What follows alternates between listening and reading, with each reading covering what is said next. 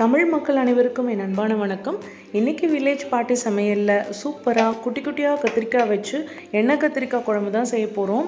இது என்னோடய பாட்டியோட ஃபோர்ஸ் பண்ணி இது போடு அப்படின்னு சொன்னாங்க, அவங்க பண்ண மெத்தடில். ஸோ ரெசிபிக்குள்ளே போயிடலாம். இப்போ ஒரு ஸ்பூன் கடலைப்பருப்பு, ஒரு ஸ்பூன் உளுந்து, ஒரு ஸ்பூன் துவரம் பருப்பு, ஒரு ஸ்பூன் அளவுக்கு அரிசி சேர்த்து இதை வறுத்து தனியாக எடுத்து வச்சுருக்கேன். இதிலே 1 டீஸ்பூன் அளவுக்கு கடுகு சேர்த்து அதையும் நல்லா பொரிய விட்டு அதையும் தனியாக எடுத்து வச்சுக்கலாம். ஸோ இந்த கத்திரிக்காய்க்கு பின்னாடி ஒரு ஸ்டோரி இருக்குது. என்னென்னா, நீரன் காலையில் எங்கள் வீட்டுக்கு ஏற்ற மாதிரி ஒரு வயல் இருக்குது. காலையில் போனவங்க சாயந்தரம் தான் வந்தாங்க. அங்கே போய் களை எடுத்து நாற்று நட்டு இதெல்லாம் அறுவடையெல்லாம் பண்ணிட்டு வந்திருக்காங்க. ஸோ அப்போ அவங்க சாயந்தரம் இவ்வளோ ஹெல்ப் பண்ணாங்கன்னு சொல்லிட்டு அங்கே வேலை செஞ்சிட்ருக்கிறவங்கெல்லாம் ஒரு பெரிய கவர் நிறைய கத்திரிக்காய் கொடுத்து அனுப்பிச்சிருந்தாங்க. ரொம்ப சூப்பராக இருந்தது, பார்த்தாவே சாப்பிடணும் போல் இருந்தது. பச்சையாக இருக்கும்போதே அவ்வளோ நல்லா இருந்துச்சு. கொஞ்சம் கூட ஒரு இதே இல்லை, ஒரு சுருக்கமாக அந்த மாதிரி எதுவுமே கிடையாது. அவ்வளோ ஃப்ரெஷ்ஷாக இருந்துச்சு. ஸோ இதிலே ஒரு அரை டீஸ்பூன் அளவுக்கு வெந்தயத்தையும் சேர்ந்து அதுவும் நல்லா பொன்னிறமாக ஆக விட்டு அதையும் தனியாக எடுத்து வச்சுக்கிறேன். இதிலே ஒரு நல்ல 2 கைப்பிடி அளவுக்கு நம்ம இது வர மல்லி சேர்த்து அதையும் நல்லா வறுத்து எடுத்துக்க வச்சு போகிறோம். அது கூடவே 1 டீஸ்பூன் அளவுக்கு சீரகத்தையும் போட்டு வறுத்துக்க போகிறோம். இது இந்த மாதிரி வரமல்லி போட்டு வறுத்து பண்ணோம்னா அது ஒரு தனி டேஸ்ட்டாக இருக்கும். ஏன்னா கடையில் வாங்குகிற கொத்தமல்லி பொடியெல்லாம் கொஞ்சம் ஒரு மாதிரி ஏதாவது மிக்சிங் கண்டிப்பாக இருக்கும். அவ்வளோ பியூராக நம்மளுக்கு கிடைக்காது. வீட்லேயே நம்ம அரைச்சி வச்சுருந்தோம் அப்படின்னா அது ஒன்றும் பிரச்சனை இல்லை, அதையும் நம்ம சேர்த்துக்கலாம்.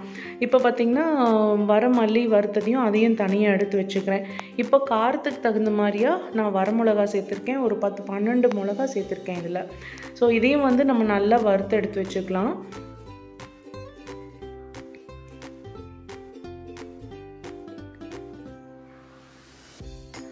வரமிளகாயும் நம்ம இப்போ தனியாக எடுத்து வச்சாச்சு. இப்போது இதுலேயே ஒரு குழிக்கரண்டி அளவுக்கு, அதாவது சின்ன ஸ்பூனில் ஒரு கரண்டி அளவுக்கு எண்ணெய் சேர்த்து நம்ம ஒரு ரஃப்பாக சாப் பண்ண வெங்காயத்தையும் போட்டு, நம்ம இது பெரிய சைஸில் ஒரு வெங்காயம் எடுத்திருக்கேன், அதையும் போட்டு நம்ம நல்லா வதக்கிக்க போகிறோம். அதிலே நம்ம ஒரு 6-7 பல் பூண்டையும் சேர்த்துக்கலாம். இந்த மாதிரி வதக்கி நம்ம ஃப்ரெஷ்ஷாக வதக்கி அரைச்சி பண்ணும்போது அவ்வளோ ருசியாக இருக்கும். இதிலே 2 தக்காளி நான் சேர்த்துக்கிறேன். இப்போது நம்ம நான் வைக்கிற அளவுக்கு 2 தக்காளி போதுமானதாக இருக்கும். இன்னும் கொஞ்சம் கூட வேணும்னா இன்னும் ஒரு தக்காளி நம்ம ஆட் பண்ணிக்கலாம். இதையும் கொஞ்சம் நல்லா வதக்கிட்டு இதை தனியாக எடுத்து வச்சுக்க போகிறோம். ஃபஸ்ட்டு நம்ம அரைக்கும் போது அந்த ட்ரையாக வறுத்தோம் இல்லையா, அதெல்லாம் ஃபஸ்ட்டு பொடி பண்ணிவிட்டு அப்புறம் தான் இந்த வெங்காயம் தக்காளி போடணும். ஸோ அதே பிளேட்லேயே நான் தனியாக ஒரு ஓரத்தில் வெங்காயம் தக்காளி வதக்குனதையும் தனியாக எடுத்து வச்சுக்கிறேன். இந்த மாதிரி தோட்டத்துலேருந்து கிடைச்ச கத்திரிக்காய்ன்னு சொன்னதையுமே எங்கள் பாட்டிக்கு அந்த காலத்து ஞாபகம் வந்துருச்சுன்னு சொன்னாங்க. ஸோ அவங்க செஞ்ச மெத்தடில் பண்ணு அப்படின்னு சொல்லி ரொம்ப ஃபோர்ஸ் பண்ணாங்க.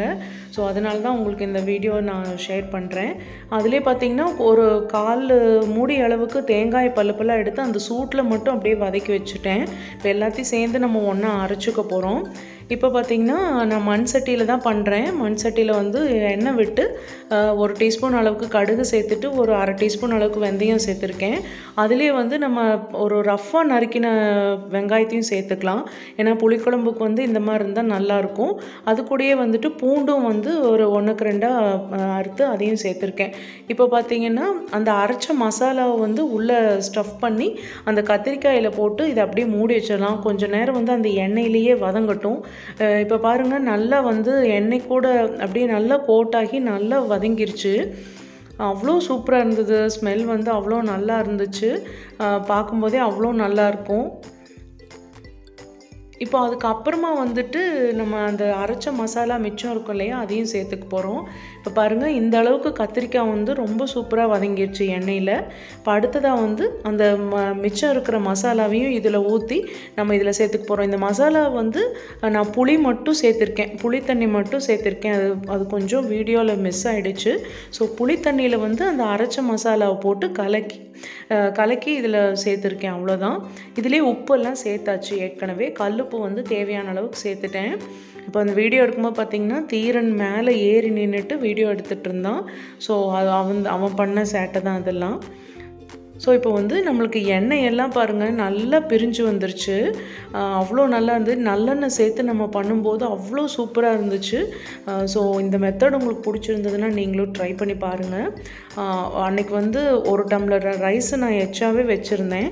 அவ்வளோ நல்ல டேஸ்ட்டாக பசங்களுக்கு அவ்வளோ பிடிச்சது. ஸோ இந்த மெத்தட் உங்களுக்கு பிடிச்சிருந்ததுன்னா நீங்களும் ட்ரை பண்ணி பாருங்கள். எப்படி இருந்தது அப்படின்னு சொல்லி மறக்காமல் கமெண்ட்ஸில் சொல்லுங்கள்.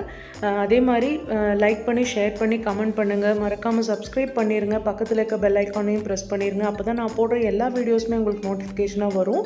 இதே மாதிரி ஒரு நல்ல ரெசிபியோட உங்களை வில்லேஜ் பார்ட்டி சமையல் சந்திக்கிறேன். அது வரைக்கும் நன்றி, வணக்கம். Bye friends. தேங்க்ஸ் ஃபார் வாட்சிங்.